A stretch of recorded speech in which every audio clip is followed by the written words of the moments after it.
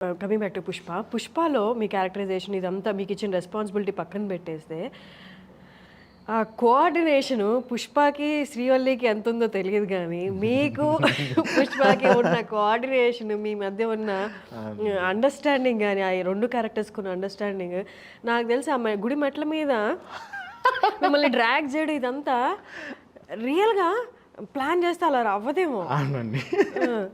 So, అది ఆ sequence చాలా మంచి సీక్వెన్స్. అదే రే కేశవ అని చెప్పి నా వైపు వస్తాడు కదా! మెట్ల మీద దిగుతా వచ్చిన తర్వాత ఆ సీక్వెన్స్ రోజే ఇక్కడ మన తమిళనాడులో షూట్ జరుగుతుంది టెన్కాసీలో.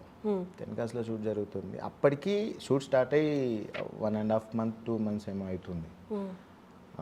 మధ్యలో ఫైట్ సీక్వెన్స్ అయ్యి మెయిన్ సీక్వెన్సెస్ రాలేదు. ఏది గుళ్ళో ఆ అమ్మాయి చూసేది అండ్ మళ్ళీ కింద వచ్చినప్పుడు చూసిందో చూడలేదా అంటే చూసింది మచ్చ బోల్ కొడతా నిన్నే చూస్తాను అది మచ్చ అని చెప్తాను. సో ఈ సీక్వెన్సెస్ ఏంటంటే నేను మెయిన్గా సార్తో నాకు ఉండే బాండింగ్ బయటకు వచ్చేదన్నమాట. అక్కడ బయటపడ్డది మొత్తం. నాకున్న ఇప్పుడు నేను చేయాలి ఇది ఆల్మోస్ట్ ఫన్ సీక్వెన్సెస్ ఎంతవరకు మనం చేయొచ్చు అనేది సుకుమార్ సార్ ఉండి మాకు సార్కి నాకు రిహార్సల్ ఎంత సార్ వచ్చి సీన్ డిస్కస్ చేస్తారు. చేసేసి వెళ్ళిపోయిన తర్వాత సార్ నేను ఉంటాం, సార్ చెప్తారు ఆ కేశవ ఇలా చేద్దాం అలా చేద్దాం. తర్వాత నార్మల్గా ఉంటారు సార్, చాలా కూల్గా మాట్లాడతారు. సో ఆ ర్యాప్ ఉండింది నాకు సరే. బట్ మెయిన్ సీక్వెన్స్ ఏంటంటే సెట్కి వచ్చిన తర్వాత నువ్వు ఎలా పర్ఫామ్ చేస్తున్నావు అనేది మ్యాటర్. Perfect, correct. నాకు అనిపించింది నేను డిసైడ్ అయిపోయా సార్కి ఎట్లయినా నా మీద నమ్మకం రావాలి, ఈ సీక్వెన్సెసే నాకు చాలా హెల్ప్ అవుతాయి. ఆ ప్రెషర్ ఒకసారి ఎక్కువ ప్రెషర్ ఉన్నా కూడా వి కాంట్ పర్ఫామ్ కదా. మరి ఎట్లా మేనేజ్? నాకు 200-300 లెవెల్ అంత పెద్ద ప్రెషర్ ఉంటుండే నాకు. బట్ అవన్నీ పక్కన పెట్టేసి నేను సార్తో నాకు పక్కన బన్నీ సార్ ఉంటుండే. I love him. అప్పటికి ఎన్ని సీన్స్ అయిపోయాయి మీ మధ్య? శ్రీవల్లి సీక్వెన్స్ అయిపోయింది. కొన్ని ఏమంటారు స్మగ్లింగ్ 2-3 సీన్స్ అయిపోయాయి. 2-3 సీక్వెన్సెస్ అయిపోయినాయి. బల్లిసరికి నాకు అంత బాండింగ్ ఇంకా రాలేదు. అది మెయిన్ బాండింగ్ రాకుండా ఎలా అంటే నార్మల్గా అంత పెద్ద స్టార్స్తో యాక్టర్స్తో చేసేటప్పుడు ఫస్ట్ వాళ్ళ ఎక్స్పీరియన్స్ మన భయపడుతుంది. ఇంకొకటి సెట్లో వాళ్ళందరూ వాళ్ళకి ఆ యాక్టర్కి ఇచ్చే రెస్పెక్ట్ ఇంకా భయపడుతుంది మనల్ని.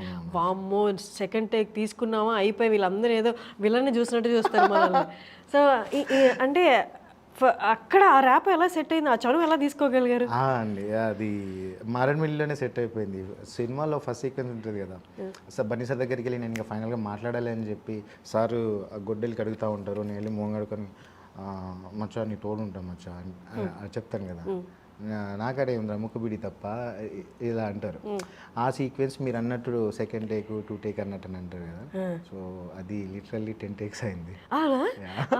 రియాక్షన్ ఎట్లా ఉంటుంది అప్పుడు సెట్లో? ఆ రోజు నా బర్త్డే, అందుకే ఎవరేమని ఉండరు. అంటే సార్ కూడా అంటే నేను చేస్తున్నా బన్నీ సార్ నాకు సపోర్ట్ చేస్తున్నారు. నేను డైలాగ్స్ మధ్యలో మర్చిపోతున్నా, అదే చెప్పరా కేశవ ఏంట్రా అంటే సార్ నాకు సపోర్ట్ ఇస్తున్నారు. ఇన్ కేసు నువ్వు డైలాగ్ మర్చిపోతే కో యాక్టర్ మనకి సపోర్ట్ చేస్తారు కదా. సార్ టూ మచ్గా సపోర్ట్ చేస్తున్నారు. అన్ని టేక్స్ అయినా కూడా చేశారు. But finally 11th take something అనుకుంటా, ఇంకా నా వల్ల కావట్లేదు, చుట్టూ టైం అంతా పోతుంది, భయం అవుతుంది. మనసులో అనుకున్నా ఇంకా జగదీష్ ప్లీజ్ 80% టేక్ ఓకే. ఎందుకంటే సార్ అన్నారు ఫైనల్ టేక్ ఓకే అయిన తర్వాత సుకుమార్ సార్ అన్నారు అనమాట, అరే నీ దగ్గర మ్యాటర్ ఉందిరా, చాలామంది ఆర్టిస్టులకి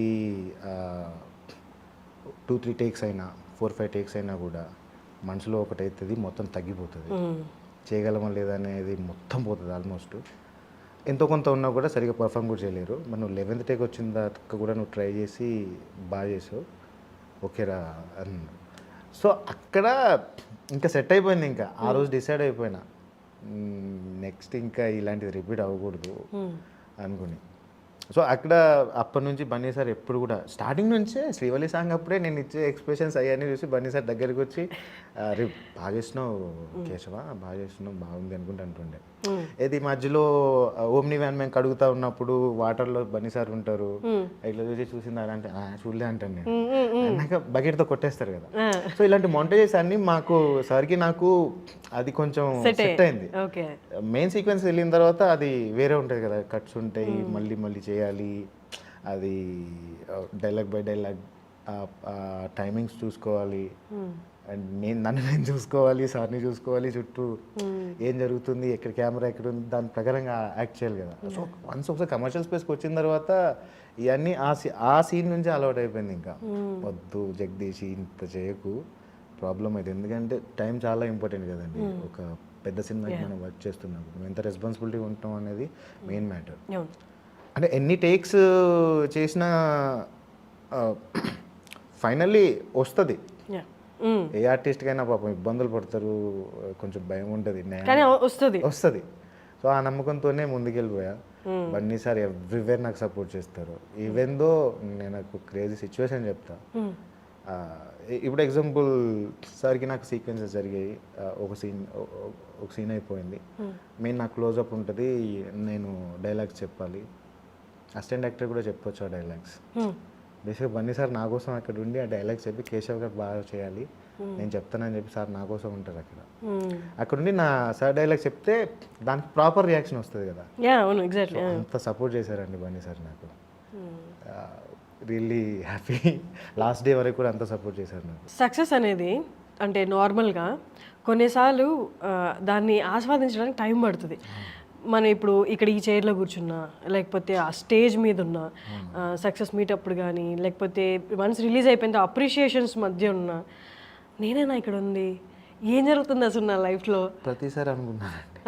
ప్రతిసారి ఇప్పుడు నాకు రోడ్డు మీద వెళ్తున్నప్పుడు ఎవరైనా గుర్తుపట్టి అన్నా కేశవ్ అన్న సెల్ఫీ అన్నా అంటే రా తీసుకుంటాను, ఏం పేరు అదే అని అడుగుతాను, వెళ్ళిపోతారు. వన్ థింగ్ అంటే ఇప్పుడు ప్లేస్ ఏదైనా కూడా, ఎక్కడున్నా మా ఊర్లో ఉన్నా, ఇక్కడున్నా, స్టేజ్ మీద ఉన్నా, ఎక్కడున్నా కూడా వన్స్ పుష్ప రిలీజ్ అయిన తర్వాత నాకు అర్థమైంది. అంటే నాకు స్టార్టింగ్ నుంచి స్టోరీ తెలుసు, దానికి సంబంధించి ఏముంటుంది, నేను బన్నీ సార్ పక్కన ఉంటాయి కాబట్టి ఖచ్చితంగా క్లిక్ అయితే character. So more than hit అవుతుంది సినిమా, వస్తుంది అనేది ఉంది. ఇంత హ్యూజ్ అయితే నేను ఎక్స్పెక్ట్ చేయలేదు. ఎక్కడికి వెళ్ళినా వీళ్ళందరూ అడగడాలు మనసులో అనిపిస్తుంది, జగదీష్ ఎక్కడుండేది ఎక్కడికి వచ్చినావు, ఏమవుతుంది, సినిమా డైరెక్షన్ బాయ్ అన్ని బాయ్ నవ్వు, ఇప్పుడు అందరు గుర్తుపట్టే ఒక పర్సన్గా ఉన్నావు నువ్వు అని. సో సెల్ఫీ తీసుకుని వెళ్ళిపోయిన తర్వాత నా మనసులో అది ఆలోచించుకుంటూ వెళ్ళిపోతా అనిపిస్తుంది అండి. ప్రతిసారి వెనకాలకి తిరిగి చూసుకుంటే మనం ఏంటి అని, ఇక్కడ ఉండి చూసుకుంటే అంటే నాకైతే ఏదో వచ్చింది కదా అని చెప్పి పొగరులా మాత్రం నేను ఎప్పుడు బిహేవ్ చేయలేదు, అది నాకు ఉండదు కూడా.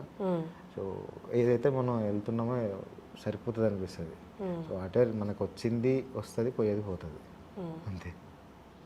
పుష్ప తర్వాత ఎవరు మిమ్మల్ని అంటే వన్స్ సక్సెస్ వచ్చిన తర్వాత చాలామంది టెస్ట్ చేస్తుంటాడు, వీడి ఈగో లెవెల్స్ ఎక్కడ ఉన్నాయో అన్నట్టు అనవసరంగా పోక్ చేస్తుంటారు అనమాట. వాళ్ళ అంటే సీనియర్ ఫిలిం దాంట్లో ఉన్న సినిమా ఫీల్డ్లో ఉన్న సీనియర్ యాక్టర్స్ కానీ, లేకపోతే సీనియర్ టెక్నీషియన్స్ కానీ జస్ట్ అలా పోక్ చేసి చూస్తున్నారు, ఎక్కడుంది వీడి ఈగో లెవెల్ టెస్ట్ చేస్తారు. అలా ఎవరైనా చేశారు? చాలామంది చేశారు. అండ్ సక్సెస్ అయిన తర్వాత బయటకు వచ్చి మాట్లాడుతున్నప్పుడు చూసా అని కథలు చూసా, నేను చేసేది ఏం లేదు అక్కడ. ఇన్ని అంటే ఏదో ఒకటి ఇది క్రియేట్ చేయడం వల్ల ఈయనకి ఇంకోటి వస్తుంది, ఆడికి అట్లా వచ్చింది కాబట్టి ఏదో చేస్తున్నానులే, అవునవును నేను కూడా చూస్తున్నా అనేది అవుతుంది. సో ఇక్కడ ఓపిక అనే దానికి నాకు ఏం సమాధానం చెప్తా అంటే, నేను వరంగల్లో ఉన్నప్పుడు సేల్స్ ఎగ్జిక్యూటివ్గా చేస్తున్నాను. So sales executive in sea food, ice cream, ఇవన్నీ ఈ ఫ్రెంచ్ ఫ్రైస్ స్వీట్ కానీ నేను థియేటర్ సప్లై చేస్తూ ఉండే, హోటల్స్కి, బార్లకి. సో ఇవన్నీ తర్వాత సేల్స్ ఎగ్జిక్యూటివ్ అయిన తర్వాత నేను ఇదంతా మార్కెట్ చేయాలి కదా. బేసిక్ ఐస్ క్రీమ్ దగ్గర ఐస్ క్రీమ్ కంపెనీకి మార్కెటింగ్ చేస్తున్నప్పుడు చాలా మందిని కలవాల్సి వస్తుంది. అంటే మార్కెటింగ్ ఫీల్డ్లో ఎంత కాంపిటీషన్ ఉంటుందో. సో ఈవినింగ్ టైంకి నేను కలెక్షన్కి వెళ్ళాలి కదా. అక్కడ కిల్లి కొట్టంతో మాట్లాడినా, ఒక పెద్ద షాపుడితో మాట్లాడినా, పెద్ద షాపుడి దగ్గర ఊరికి డబ్బులు ఇచ్చేస్తాడు. కిల్లి కొట్టే దగ్గర ఏంటంటే చాలా డిస్కషన్స్ అయిన తర్వాత ఎప్పటికో హాఫ్ అన్ అవర్కి మనది ఎంత కలెక్షన్ ఇంతనా అని చెప్పి సంథింగ్ ఏదో చేతిలో పెట్టేసి అంతసేపు నువ్వు ఉండి ఆ చెప్పేది విని ఫేక్ స్మైల్స్ ఇచ్చి ఏదో ఒకటి చెప్పేసి ఉండాలి. వెళ్ళిన తర్వాత మార్కెట్లో మనల్ని తిట్టేవాళ్ళు దారుణంగా ఉంటారు.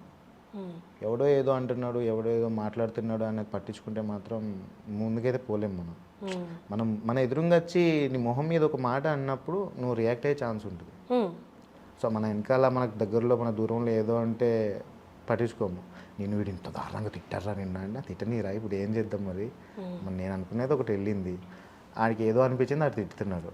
సో దానివల్ల నాకైతే పోయేదైతే ఏం లేదు. ఏదైనా స్పెసిఫిక్ సిచ్యువేషన్ చెప్పగలరా? స్పెసిఫిక్గా ఇప్పుడు సినిమా ఇండస్ట్రీకి వచ్చిన తర్వాత అదే పుష్ప రిలీజ్ అయిన తర్వాత ఏదో వీడికి ఈగో పెరిగింది, అది పెరిగింది, ఇది పెరిగింది అని అంటున్నాను. అనవసరంగా జస్ట్ పోక్ చేసి చూసినవి పోక్ చేసి చూసినామని అక్కడ కూడా నాకు అర్థమవుతుంది. ఇప్పుడు ఫస్ట్ నేను మాట్లాడుతున్నప్పుడే ఏం మాట్లాడబోతున్నాడు, ఎలాంటి వర్డ్స్ యూస్ చేస్తున్నాడు, ఎక్కడైనా ఏదన్నా వెటకారంగా